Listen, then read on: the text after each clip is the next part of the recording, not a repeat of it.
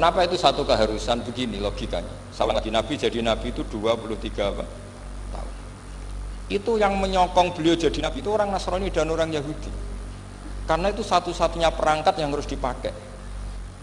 NU belum ada, sama nggak usah GR bela Nabi. NU pas itu belum ada. Maulid Nabi itu yang kangelan itu Abu Lahab, bukan pengurus NU. Sampai sekarang dalil maulid itu masih pakai Abu Lahab. Jadi ini ya NU itu masuk organisasi yang luar biasa. Abu Lahab itu jadi dalil. Jadi Abu Lahab dengar kalau iparnya Abu Lahab itu iparnya Aminah, iparnya Sayyidah siapa? Dengar Aminah lahir nggak punya suami, saking senengnya canggalemnya beliau namanya Suwaibah itu dimerdekakan. Ya setidaknya untuk hari Senin tak sebut beliau karena pas sholat. Nanti Selasa Rebus dan itu dimerdekakan. Saya yang kiai kecil saja nggak bayangkan kalau pagi-pagi tidak punya anak dalam bikin kopi siapa, yang mencucikan siapa, yang nyapu rumah siapa. Tapi Abdullah saking senengnya punya ponakan itu dikasihkan. Sudah Suwaibah kamu pakai saja. Sudah melayani kamu, ngurusin kamu. Jadi saya bayangkan hari itu Abu Lahab itu mungkin bikin kopi sendiri, nyapu sendiri demi. Nah itu sama Allah dikenang sehingga yukhaffafu anul adzabu yaumal isnan itu masyhur. Idza kana hadza kafirun jaa dhammuhu bi tabbat yadahu fil jahimi muhal lada an ata annahu fi yaumil isnaini daiman yukhaffafu anhu lisururi bi ahmada famadnu bil abdil ladzi kana umruhu bi ahmada masruran wa mata muwahhida. Ini Abu Lahab yang kafir, hormat Maulidur Rasul saja dapat takhfiful adab, apalagi yang mukmin. Jadi itu satu-satunya dalil maulid, itu dalilnya Abu Lahab. Ya makanya terus kita itu dibully sama kelompok sebelah, dalil kok Abu Lahab. Tapi saya pastikan awal Islam itu yang menjadi perangkat nubuwah itu hanya Yahudi dan Nasrani. Karena yang lainnya nggak tahu Nabi itu apa. Saya beri sedikit cerita. Nabi itu umur anggap saja kita ikut kaul yang 12 tahun saja. Sebetulnya ada beberapa perdebatan, ada yang bilang 9, ada yang bilang 12. Tapi yang debat tidak usah didengerin, sama-sama nggak tahu kok ngotot. Kadang orang debat ya lucu, sama-sama nggak tahu kok ngotot. Anggap saja 12. Nabi datang ke Syam. Syam itu ya sekitar Syria, Lebanon, Palestina itu Syam. Itu pertama yang tahu kalau beliau Nabi itu ya rohib. Rohib itu terjemahannya ya pendeta. Rohib, Bukhaira nemuin Abu Thalib, itu siapa? Ini anak saya. Terus ditanya lagi, ini siapa? Ini anak saya. Sampai 3 kali. Terus sampai Abu Thalib itu agak tersinggung. Memangnya masalahnya apa kalau dia anak saya? Terus Ibu Bukhaira bilang gini, semua alamat Nabi pada anak ini itu ada semua, kecuali kecelakaannya satu, anak kamu. Loh memangnya masalahnya apa? Karena alamatnya Nabi di Taurat dan Injil itu yatim, sementara ini punya bapak kamu, ini masalah. Jadi dilihat matanya sudah memenuhi kriteria, semua memenuhi kriteria kecuali satu, karena punya bapak Abu. Akhirnya Abu Thalib ngaku, ndak ini anak saya, ponakan saya. Akhirnya diketahui kalau ini benar-benar calon Nabi. Pertama yang tahu siapa? Pendeta. Karena yang punya khazanah kitab samawi itu ya para orang Nasrani dan Yahudi. Sehingga Al-Quran meskipun pada akhirnya ngeritik Yahudi Nasrani itu, tapi nggak bicarakan Yahudi dan Nasrani. Karena satu-satunya yang masih punya kitab samawi itu Yahudi dan Nasrani, meskipun sebagiannya sudah dirubah-rubah. Alamat pertama itu seperti yang diceritakan di Barjanji, afi ainaihi humratun, matanya dilihat. Terus perlakuan pohon, saya pernah di pohon itu, pohon nubuwah, itu umurnya ribuan tahun. Itu kalau Nabi duduk misalnya di arah barat, matahari dari barat, normalnya kan kena kesetong matahari. Itu yang rubah itu dahannya.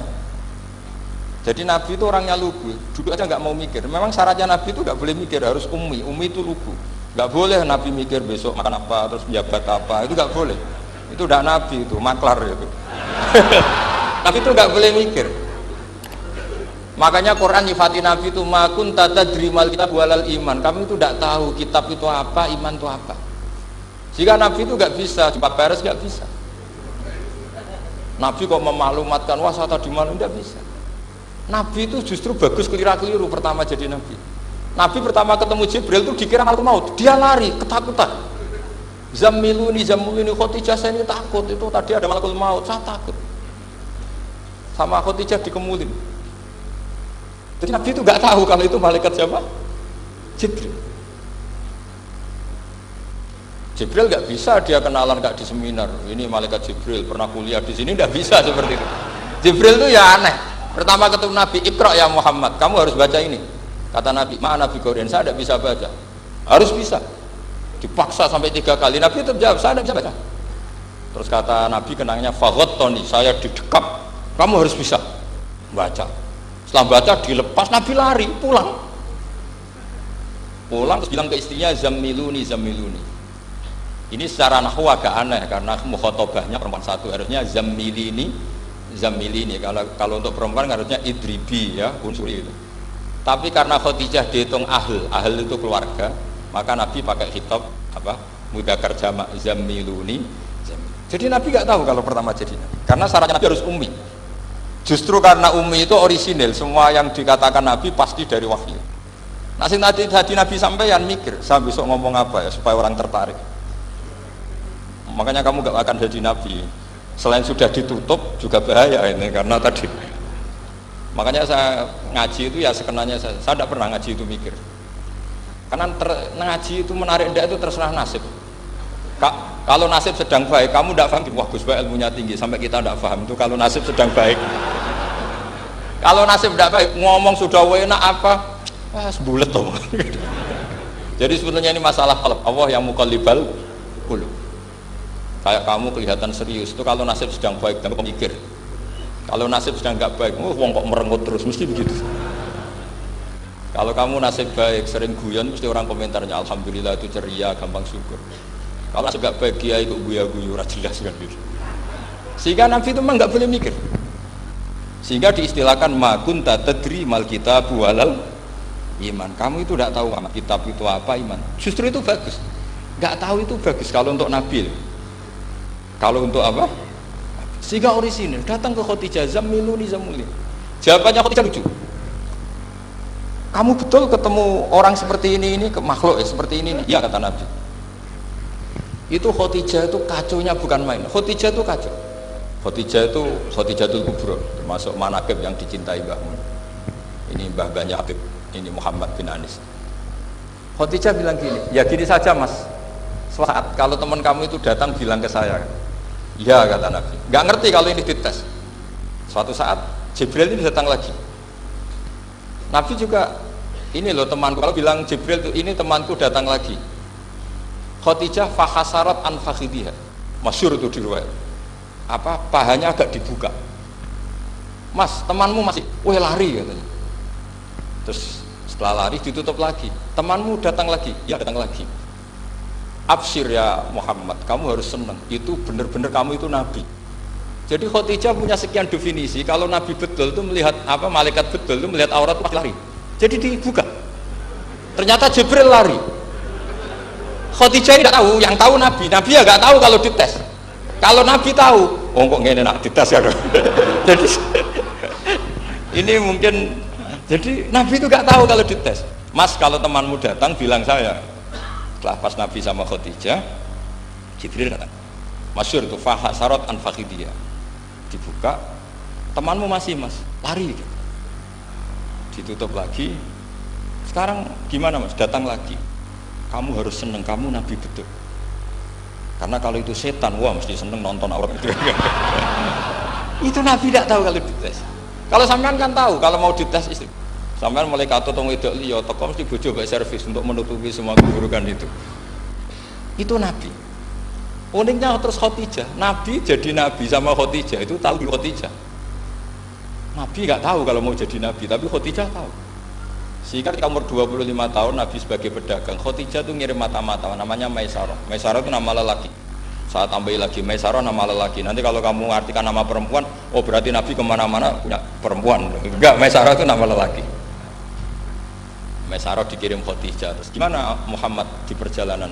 Tudzilluhul ghamamah tuti'uhus sahaib. Kemana-mana dipayungi oleh mega, oleh awan. Sekian informasi ke Rasul ke Khadijah itu dimasukkan semua ke Khadijah. Tapi betapa kecewanya Khadijah ketika Nabi nikah umur 25 tahun, Khadijah umur 40 tahun, itu kok gak jadi Nabi. Itu mulai kecewa, sido jadi Nabi tau orang. Makanya ketika tahun ke-40, berarti Nabi umur 40, cerita ketemu tadi Jibril, Nabi gak tahu itu Jibril, gak bilang Jibril. Itu Khadijah senengnya bukan main. Karena apa yang dibayangkan dia terjadi.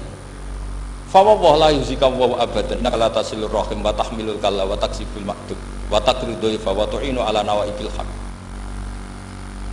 Ini kalau istilah bahasa Pak Said Akil, syarat jadi rais Suriah harus hafal katanya gitu. Sonono, syaratnya jadi ulama. Saya ini jadi ulama sebelum di NU.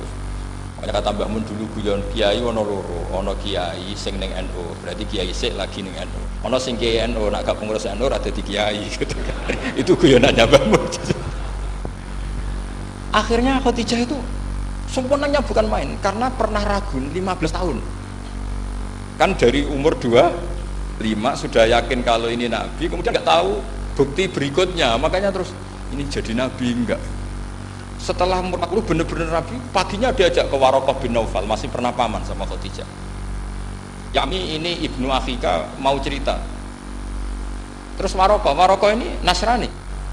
Di kitab Bukhari disebut wakana imro'an tanassara fil jahiliyah wa yaktubu Injil bil Ibraniyah masyaallah ayaktub. Jadi Waraqah itu penginjil, pendeta. Tapi nanti loh, kamu jangan salah paham. Terus kayak pendeta sekarang ada periode di mana Injil masih asli dan ada periode ini yang sudah muharraf. Itu kan ya itulah khasnya ulama sudah. Akhirnya Waraqah tanya, kamu ngomong saja Nabi, manggilnya seperti itu. Akhirnya Nabi cerita ketemu Jibril, sebenarnya beliau nggak tahu itu Jibril cerita. Terus kata Waraqah, hadan namus alladzi ja'a bi Musa, masih pakai bahasa namus, hadan namus alladzi ja'a bi Musa.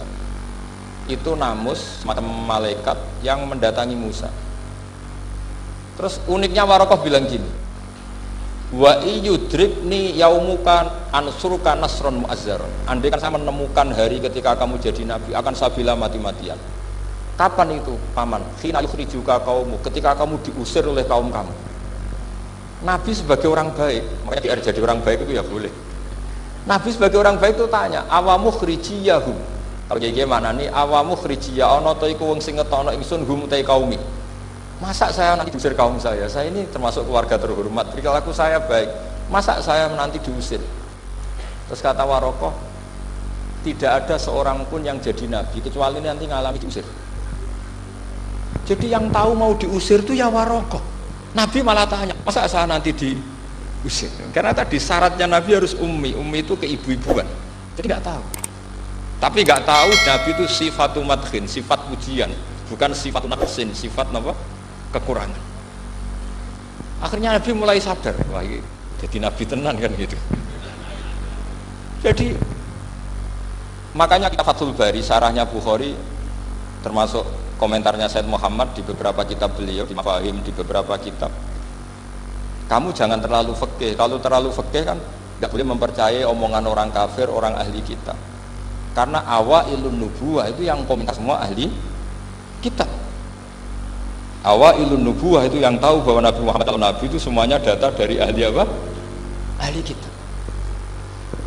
Sudah akhirnya Nabi ketemu Jibril lagi yang menurunkan ayat ya ayyuhal muddaththir qum fa'anzir wa rabbaka fakabbir wa thiyabaka fatahhir wa rujza fahjur wa la tamnun tastakbir wa li rabbika fasbir. Nabi mulai yakin ketemu Jibril. Setelah sering ketemu Jibril, Nabi ya dengan tanda kutip nggak tahu aturan mainnya lagi. Setiap ada pertanyaan bilang sudah tak jawab besok. Mentang-mentang besok Jibril datang. Ternyata Jibril tidak datang. Sampai 40 hari. Akhirnya dibully sama umatnya. Mat jari so jawab ternyata tidak bisa. Piye Jibril kok. Akhirnya diwarai meneh. Ngene lho carane dadi nabi, wala taqulan ali syai'in inni fa'ilun dzalika hudan illa ayasa. Jadi Nabi sudah kamu besok datang ke saya tak jawab karena Nabi mentang-mentang besok mau konsultasi sama apa? Jibril. Ternyata Jibril tidak datang karena Nabi lupa tidak mengatakan insya Allah. Kalau Nabi itu tahu semua pasti Nabi mengatakan insya Allah dulu. Tapi Nabi memang sebaiknya nggak tahu. Justru itu wa ma yantiqu anil hawa in huwa illa wahyun yuha. Itu beberapa peristiwa. Sehingga syaratnya jadi wali, karena wali itu warasatul anbiya. Ya kudu rada goblok sithik-sithik. Enggak boleh wali kok cerdas, analisis enggak boleh. Wali kok delok TV ngrungokno pakar-pakar analisis. Iku ora wali, jadi maklar. Enggak boleh. Jadi misalnya yang menang Pak Jokowi atau Pak Prabowo, enggak boleh pakai Pak Jokowi petahana, bos gini, enggak boleh. Wali kalau ditanya yang menang Pak Jokowi, Pak Prabowo, biadillah gitu aja. Itu urusan Allah. Itu alamatnya apa? Itu enggak penting, yang penting golek ridhanya Allah. Enggak menarik figur-figur seperti itu wali. Sudah saya teruskan supaya clear ya masa Maulid Rasul sallallahu alaihi wasallam. Itu kita tidak punya data kecuali dari ahli kitab. Yahudi lebih ngeri lagi. Yahudi itu punya kriteria, syaratnya Nabi harus min dzurriyyati Ibrahim. Ya makanya kitab yang paling seni Mbah Mun itu berjanji. Syaratnya Nabi harus min dzurriyyati Ibrahim. Lalu Muhammad itu siapa? Kok tahu Nabi? Dia itu orang Arab itu jahiliyah, wongnya goblok-goblok. Akhirnya terus jadi polemik ilmiah kan. Akhirnya Nabi memaklumatkan diri kalau beliau min dzurriyyati Ibrahim, dibuktikan Ibrahim pernah singgah di Mekah, yaitu fihi ayatum bayyinatum maqamu Ibrahim. Bahwa Ibrahim pernah hidup di Mekah ada buktinya, yaitu ada bekas kaki di dekat Ka'bah. Akhirnya Ibrahim meninggalkan Ismail. Ismail kecil kekurangan air, Hajar lari-lari nyari air 7 kali. Akhirnya jadi sa'i bena Safa wal. Ada sekian bukti kalau Ismail itu hidup di Mekah, menikah sama suku Jurhum. Akhirnya orang Yahudi mulai ngeber. Loh iya, Muhammad pantas jadi nabi, ternyata orang keturunan Ibrahim alaihis. Itu andekan orang Yahudi yang tidak komen, itu juga gak dilacak sama Nabi. Gara-gara orang Yahudi komen, Nabi itu harus turunan Ibrahim, kamu asal-usulnya di mana? Akhirnya Allah sendiri yang menjawab bahwa Nabi lahir dari Ibrahim. Padahal Ibrahim itu orang Palestina.